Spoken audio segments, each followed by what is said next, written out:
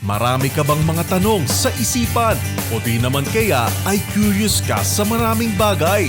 Huwag palampasin ang pagkakataong malaman ang mga sagot sa iyong katanungan, katuwang ang mga eksperto.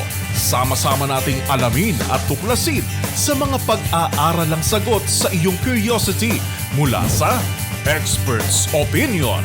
Tuwing linggo, alas 3 ng hapon sa DZRH TV.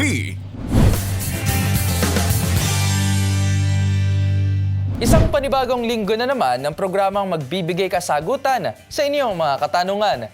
May dalang solusyon sa inyong malikot na isipan at curiosity sa maraming bagay. Dito, mula sa iba't ibang eksperto, aalamin at tutuklasin natin ang mga pag-aaral na sasagot sa nais mong malaman. Ito po si Rovic Manuel at sabay-sabay tayong matuto sa Expert's Opinion. Kadalasang sanhina ng mga sakit ay ang lifestyle o di kaya yung mga hereditary o ang mga namamanang mga karamdaman. Ngunit sinong mag-aakala na maaari palang maging prone sa sakit ang mga taong may blood type na O? Kung ano ang paliwanag dyan sa atin ng mga eksperto, alamin sa Expert's Opinion na ito. Mga taong may blood type na O, mas prone sa mga sakit ayon sa pag-aaral. Madalas ka bang magkasakit kahit wala ka namang bisyo at kumpleto ka sa vitamins? Kung oo ang iyong sagot, baka naman O ang blood type mo. Napag-alaman ng mga eksperto na mas prone sa mga sakit ang mga taong may O na blood type. Ang iba pang detalye, alamin sa Expert's Opinion Report na ito. Sabi nila, ang mga may blood type na O raw ang mga taong kadalasan magagaling, dedicated sa trabaho, focus, practical at talentado. Sila rin umano ang mga taong may importanteng role pagdating sa pagdodonate ng dugo dahil pwede silang magbigay sa mga taong iba ang blood type. Pero sa kabila nito, lumabas sa pag-aaral na sila rin umano ang mga taong prone sa iba't ibang sakit. Ayon sa pag-aaral ni Dr. Wataru Takayama ng Tokyo Medical and Dental University Hospital, ang may mga blood type na O ay mataas ang risk sa pagkakaroon ng hemorrhage. Bukod dito, napag-alaman ang mga may O blood type ay delikado sa pagkakaroon ng ulcer, thyroid problem, obesity, at problema sa tiyan. Sila rin umano ang mga tao na hirap magkontrol ng sarili lalo na kapag sobrang napapagod o kaya naman ay nakakaranas ng depresyon. Batay rin sa datos mula sa 901 Emergency ng Japan, lumalabas na sa 28% ng kanilang death rate ay may O na blood type. Paalala ng mga eksperto, dahil mataas na ang mga adrenaline ng mga O blood type, dapat nang umiwas ang mga ito sa kape at alak. Payo pa ng mga dalubhasa, dahil prone sa sakit, dapat ay ugaling magkaroon ng healthy lifestyle.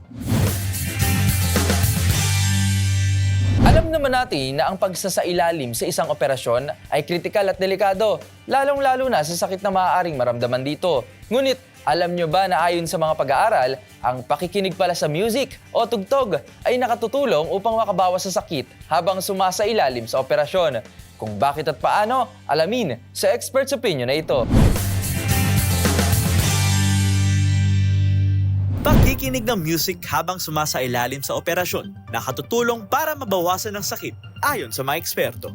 Malaki ang naitutulong ng pakikinig ng music para hindi maisip ang sakit na dulot ng operasyon. Lumabas sa pag-aaral na nababawasan ang iniindang kirot ng 2,000 patients ng 90% habang nakikinig sa mga music. Paliwanag ng isang urological surgeon na si Dr. Bhaskar Somani, nakapagbibigay ito ng pagkakontento at pagkawala ng anxiety sa pamamagitan ng pakikinig ng music. Binigyang diin ni Somani na nakaka-relax ang pakikinig ng music at nagsisilbi itong distraction para hindi maisip ang kirot kapag sumasailalim sa operasyon.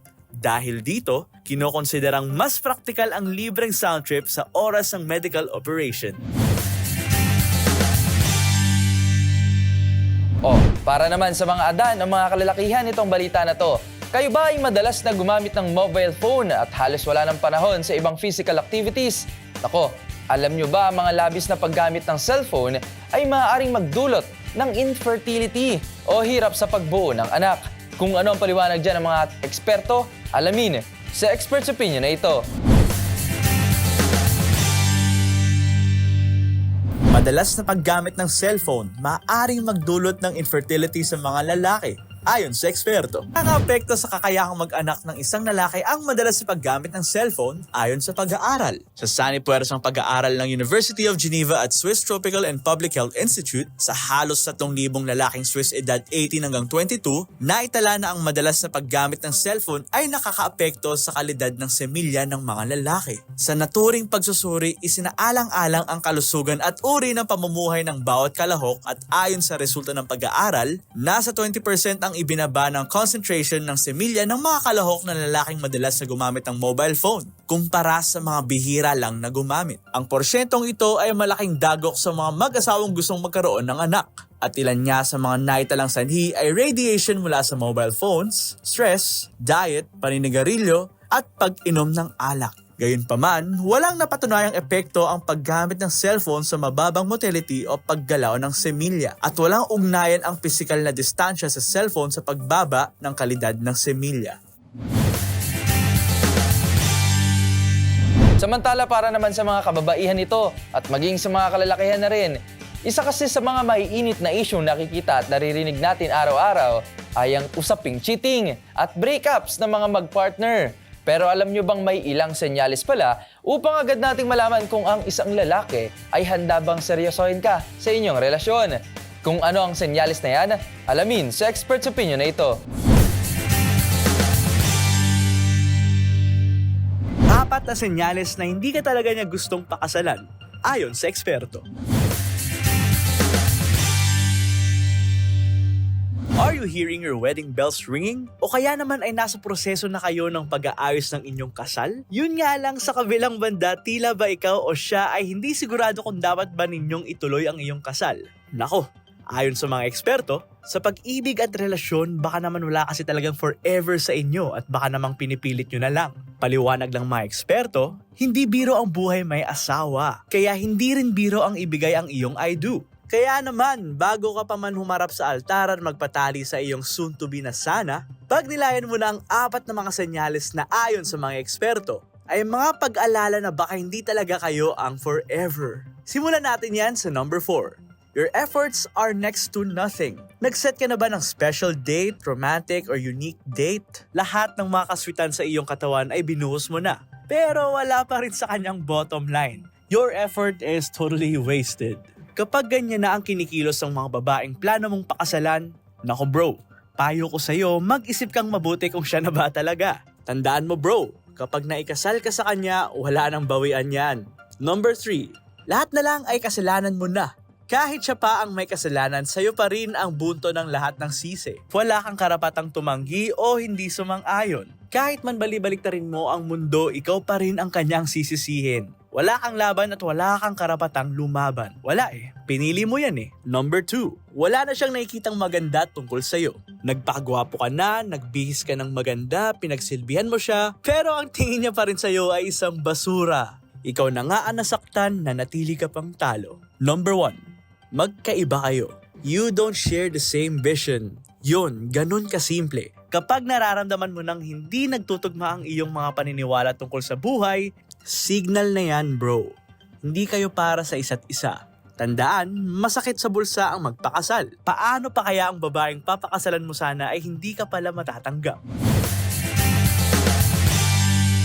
Para naman sa mga taong mahihilig na maligo matapos kumain o maging ang mahihilig maligo ng gutom. Nako, change your habit na dahil ayon sa mga eksperto, delikado ito at maaari daw itong magdulot ng hindi maganda sa ating kalusugan. Kung ano-ano mga yan, alamin sa Expert's Opinion na ito. Pagligo ng gutom o pagkatapos kumain, delikado ayon sa eksperto. Init na init ka na ba at gustong-gusto mo ng maligo? May dapat kayong tandaan. Bago maligo, siguraduhin hindi kayo gutom o kaya naman ay katatapos nyo lang kumain. Ito ay dahil na pag-alamang may masamang dulot sa katawan kapag ang isang tao ay naligo ng gutom o kaya naman bagong kain lang. Kung bakit, alamin natin sa Expert's Opinion na ito. Madalas ka bang maligo ng gutom o kaya naman ay diretso ligo pagkatapos mong kumain? Kung sa tingin mo ay tama ang iyong ginagawa, pues nagkakamali ka. Sa isang artikulong isinulat ni Dr. Janardana Hebar, isang health consultant na eksperto sa Ayurvedic medicine, nakakasama ang pagligo ng gutom at pagkatapos kumain. Nakakaapekto kasi ito sa function ng blood vessels sa katawan na nagdudulot sa paghina ng daloy ng dugo at magreresulta naman sa problema sa digestion at absorption ng katawan sa pagkain. Kapag naligo naman ng gutom, sabi ni Dr. Hebar, maaaring magkaroon ng hypoglycemia o ang pagkakaroon ng mababang blood sugar, maaari itong magresulta sa seizure, pagkahilo at makomatose. Kaya payo ng mga eksperto, dapat siguraduhin na nalalaman ang sikmura bago maligo. Kung balak naman maligo pagkatapos kumain, palipasin muna ang 1 oras para hindi magkaroon ng problema sa tiyan o sa buong katawan. Bago po tayo magpaalam, nabalitaan kong something big is coming at may nilulutong bago ang Manila Broadcasting Company.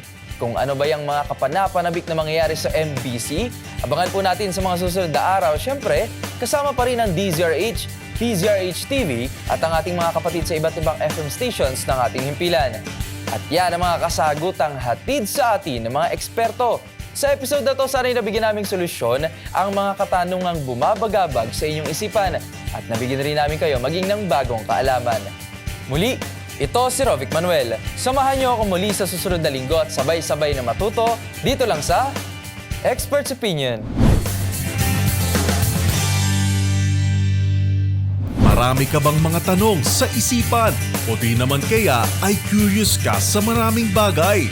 Huwag palampasin ang pagkakataong malaman ang mga sagot sa iyong katanungan. Katuwang ang mga eksperto. Sama-sama nating alamin at tuklasin sa mga pag-aaralang sagot sa iyong curiosity mula sa Expert's Opinion. Tuwing linggo, 3:00 ng hapon sa DZRH TV.